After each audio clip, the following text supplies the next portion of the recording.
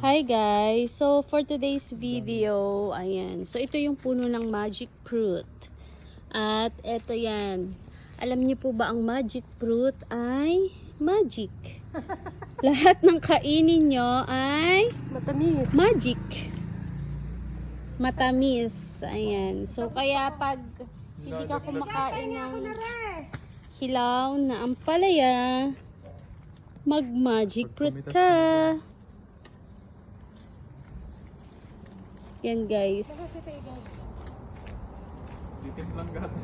Titimplang gatas. Ito naman si pag yan hindi mo nabuhay. Hindi ako magtatanim, friend. Yun lang. Wait lang. O ano na? Hindi pa ako tapos. Sige. Are, napitas ng rose.